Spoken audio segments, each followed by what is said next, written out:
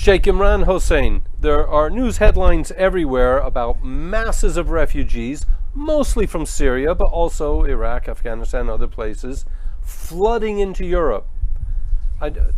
We'd like to hear your perspective. It does seem a little strange to me that they all suddenly appear at one time, although obviously they've been going on for years as well.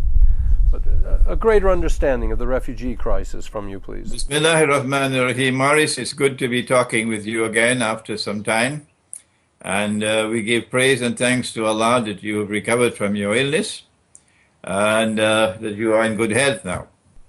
And we pray that you may continue to have good health, inshallah. I want to say, first of all, that this is not a flood of refugees as yet. I think this is just a trickle. I think the flood is still to come. I think the flood is still to come. And if we confine our analysis to the armed insurrection, the Zionist-sponsored armed insurrection in Syria, with ISIS and with the so-called Free Syrian Army and Al-Nusra and all of these others in their bogus jihad, terrifying the Syrian people and forcing them to flee their homes, flee their jobs, flee everything just to save themselves from this bogus ISIS and from the wars that are still to come in Syria. If we confine our analysis to only this military part of the subject, I don't think we can anticipate what tomorrow holds in store. It's not just because of conditions of insecurity in Syria and in Afghanistan, but I think an additional factor which must be considered is the continuous descent into poverty and in some places destitution because of a bogus and fraudulent monetary system. That monetary system is sucking the wealth of mankind and bringing that wealth into Western Europe, not Eastern Europe, not Russia, not Greece, most certainly not Greece, not Bulgaria, not Armenia, not at all. It's bringing and sucking that wealth into Western Europe, into North America, and to that part of the world which is known as the West or Western civilization. They are becoming filthy rich. They're living the good life. And they're becoming constantly richer and richer, while the rest of the world is growing poorer and poorer. In Islam, we know of this monetary system as riba, or a form of usury. Money being lent on interest by a man named Shylock in Merchant Venice is not the only form of usury. There is another form of usury which can best be described as a rip-off. When you rip off people, it's a form of usury or riba. And the monetary system is doing precisely that, taking paper and making money out of thin air. And then to add insult to injury, when you make money out of thin air, which is the first time this is happening in human history, because all through human history we had money with intrinsic value. Now for the first time, with this modern Western civilization which has come from the Antichrist, and I am an eschatologist, so I know what I'm talking about. With this modern Western civilization, you're no longer permitted to use gold and silver as money. No. The Articles of Agreement of the International Monetary Fund prohibits that. Why? They will never tell you why. And instead you have this bogus monetary system. To add insult to injury, not only are they making money out of thin air, but more than that. They then lend the money to the bank, or they give the money to the banks. And the banking system, if it has only $100, can lend 1,000. They call it fractional reserve banking. So you are multiplying the hoax, the bogus system. It's been multiplied many times over. And then this money is lent because the people are poor.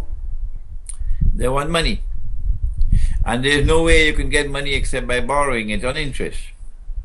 When they borrow the money from the banking system and they sign an agreement to repay, now it becomes legal money. Before this, it was fictitious money. Now it's part of the monetary system, the money system now. And you have to repay. You're legally obliged to repay because you signed an agreement.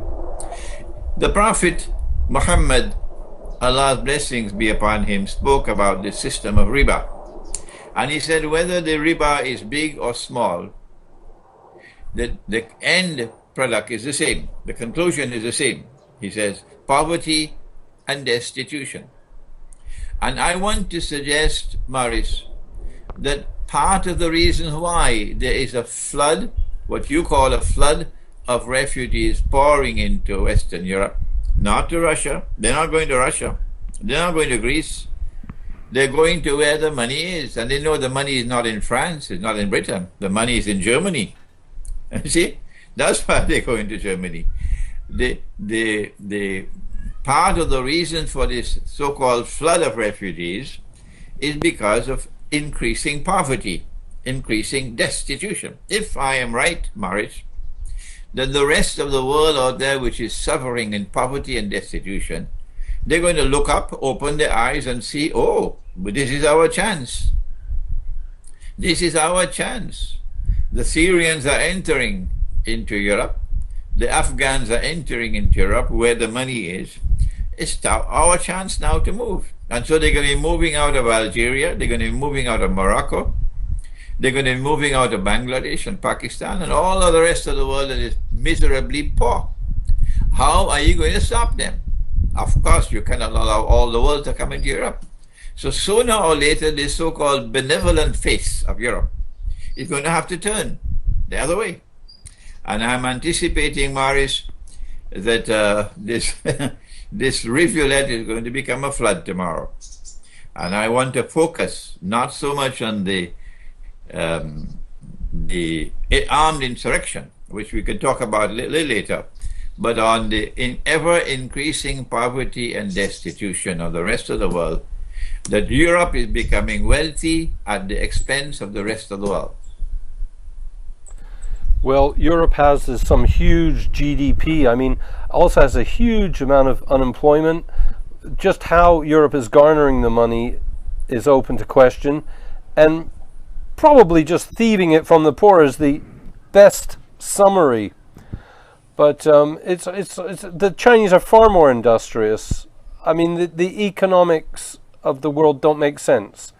The productivity, the people employed in Europe and America are largely in the service sectors or in banking. They don't really create or produce anything.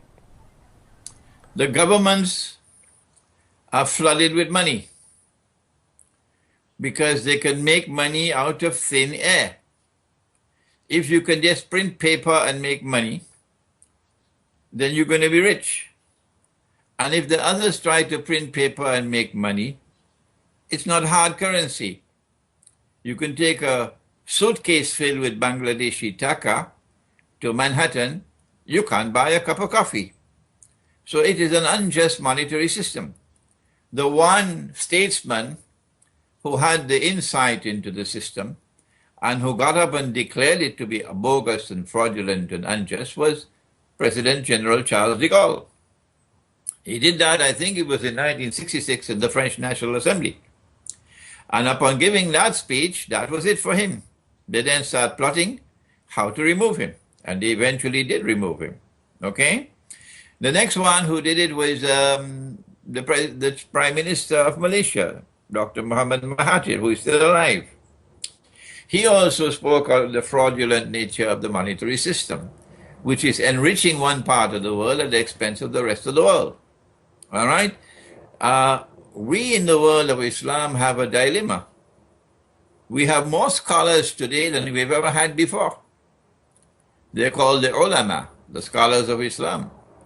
Yet we can't find any. We cannot find any scholar of Islam who will stand up and speak coherently and intelligently and analyze the monetary system and declare it to be haram. Haram meaning it is prohibited, it is bogus, it is fraudulent. The world of Islamic scholarship Morris, has not only failed, it has failed miserably. They don't have any excuse. No, they can't say we didn't know because they all have access to the internet now. And the information is out there in the internet. I have been lecturing on the subject for about 20 years now. Not only is this bogus and fraudulent system foisted upon us and we cannot get out of it, but now they have something called Islamic banking. And Islamic banking is just as bogus, just as bogus. No Islamic bank, none, dares to say that the monetary system is bogus and we should return to dinar and dirham or the gold dinar and silver dirham. Everything, little university student out there knows that, but not the scholars of Islam who support Islamic banking. And so my analysis, Morris, my initial analysis is that it is a fraudulent monetary system and a banking system that is unjust, which is impoverishing most of the rest of the world. And as a consequence of increasing poverty and destitution, we see this movement from the rest of the world into that part of the world which is the beneficiary of the monetary system, namely Germany.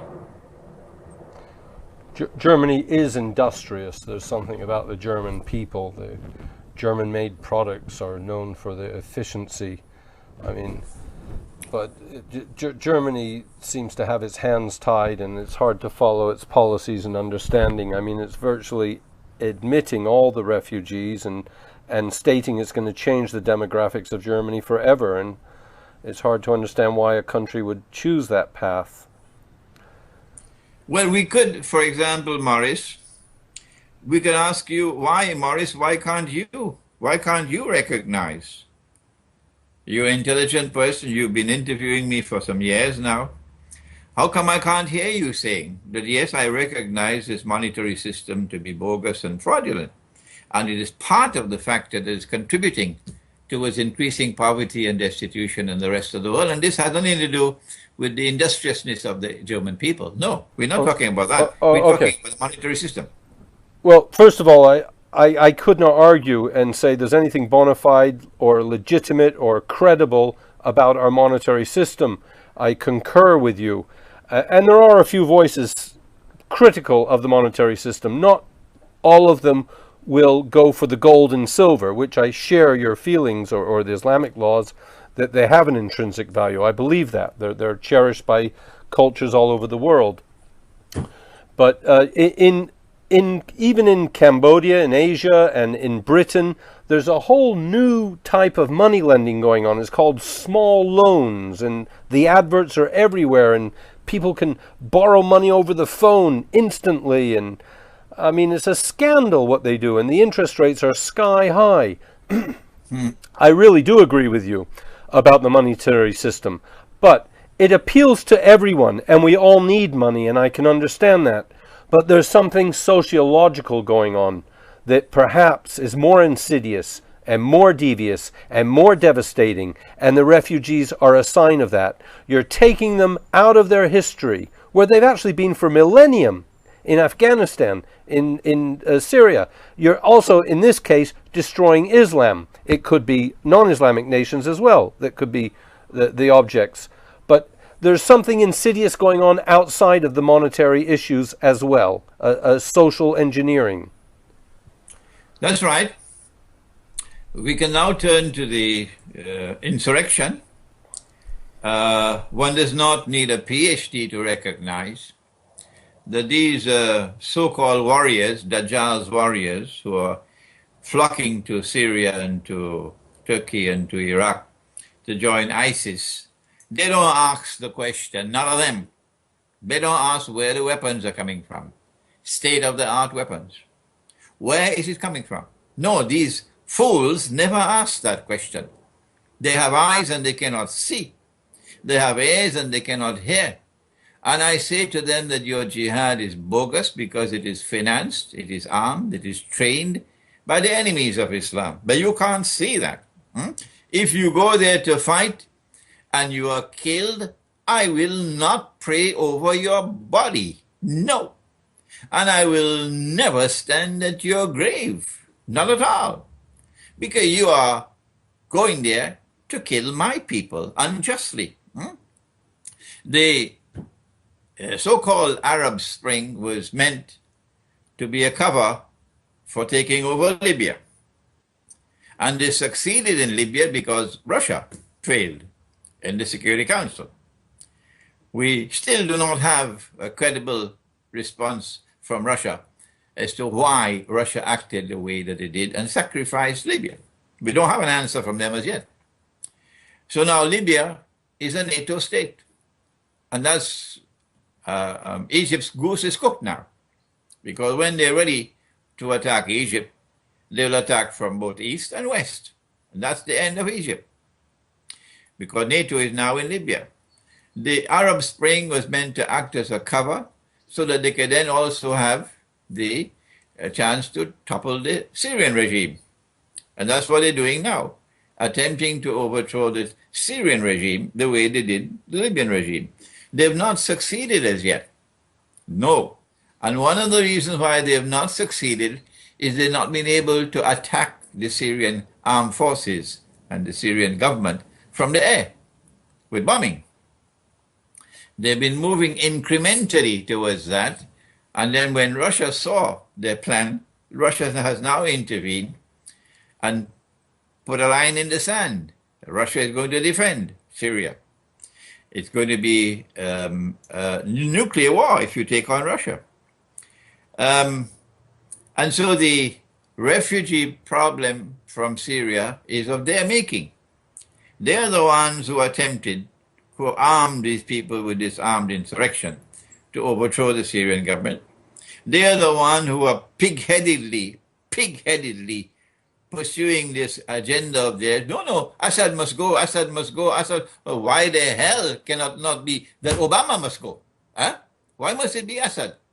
Why can't it be Cameron must go? Why not can it be that Holland must go? Why must it be Assad? Are you the rulers of the world? Have you been appointed as the policemen of the world? Are you the ones who are going to rule over Imran Hosein? Not at all. Get lost. Muslims are not afraid to die. Muslims are not afraid to die. And you cannot defeat the religion of Muhammad, Allah's blessings be upon you. Forget it. You can never do that. Yes, you can get all these Muslims who have eyes and cannot see to join you in ISIS and go and fight your bogus jihad. But the truth will prevail. The truth will prevail. And we are very pleased, Maurice. Actually, we are very, very pleased that Putin has now put Russia on the line. And Russian troops are in Syria, Russian aircraft, military aircraft in Syria, and Russian tanks in Syria. And we are now heading for the confrontation that we knew would always take place. We always knew it would take place. Our prophet has prophesied this. A big war that will take place in that region of the world between Damascus and Turkey. That's where it's going to take place. It's there in the prophecies of Prophet Muhammad alayhi salatu wasalam. The United States would like to fight Libya, yes. They'd like to fight Iraq, yes. But the United States Armed Forces, they don't want to fight Russia. No. Because they know the consequences of fighting a nuclear war. And so now Russia and the United States are talking to try to avoid war, avoid a conflict. But there are those who do want a nuclear war, Maurice. In the same way that Pax Americana replaced Pax Britannica, our eschatology says that the master plan is for a Pax Judaica to replace Pax Americana, and for Israel to emerge as the ruling state in the world.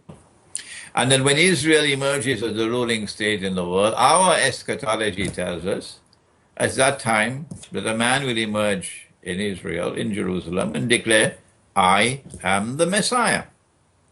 That's the explanation of what's happening. But he would not be the Messiah. The Messiah is the son of Mary, the Virgin Mary. He would be the false Messiah, or Dajjal. But Pax Judaica cannot emerge so long as the world is as big as it is. And so long as you have these two major power blocks, the NATO power bloc and the Russian-Chinese power bloc. And so there are those who do want a nuclear war. And you can close your eyes, Morris, you can close your eyes and you can anticipate that there's going to be the mother of all false flag attacks. The mother of all false flags attacks is going to take place. And then this side will be able to blame that side, or that side will blame this side. And then the cry will come out for war, war. And they're going to get what they want. They want nuclear war. And that nuclear war must devastate the world to such an extent that what is left of the world after nuclear war will be easy for Israel to control. And that's why they want nuclear war. And the stage is now set, the pieces are being put in place, and the Russians are not going to be able to back out of Syria now. They have to come in, and more and more and more and more Russian troops. And maybe China will also intervene in Syria. And so the stage is being set now for the mother of all wars, which is about to take place. We're just seeing the Israeli Prime Minister in Moscow at this time talking to Putin. Although the headlines say he's trying to avoid any confrontation between Israeli forces and Russian forces. I don't know if we should accept those as face value or if it's all just secrecy. Would you speculate on what the concerns are? Both sides are shadowboxing. Both sides are shadowboxing. Israel will never tell Russia what are Israel's plans, and neither will Russia reveal to Israel what are Russia's long-term plans. So it's shadowboxing going on out there in Moscow. And we are very pleased. I am very pleased, and I'm sure many in the world of Islam are very pleased that finally Russia has a ruler, a leader, who says, we're not afraid of you. We are not afraid of you. We're not afraid of war. If you want war, you'll get war. That's what he said. Putin said, don't mess with nuclear Russia. Those were his words. And he's standing firm by his words. Well, in this 11th hour, I want to thank you for what you've been telling me. I cannot think where to take you for more questions. I think you've rounded up our current scenario. What should we do as individuals? What I can suggest, Maurice, is that it is time for thinking people, serious people who think, to now turn to eschatology in order to get a clearer picture of what's happening in the world, particularly Islamic eschatology and Orthodox Christian eschatology, not Western Christianity, Orthodox Christianity. I hope to travel to Belgrade soon, and I will be giving a lecture at the University of Belgrade on an introduction to Islamic eschatology. But in addition to that, we're going to be planning 2 retreats to take place in Serbia. One, an Islamic retreat on eschatology, and the other, a Christian retreat on eschatology. So when you attend both, you'll get a picture. A big picture will emerge, and I hope, Maurice, that you will find the time to come and join us there. It should be sometime in the summer of next year. But in addition to this, you have a chance. I am here in Geneva at this time.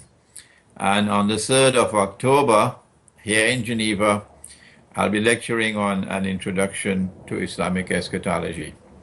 It's on the 3rd of October at 2 in the afternoon. If you go to my website, you can see where you can register for the lecture. This is my advice.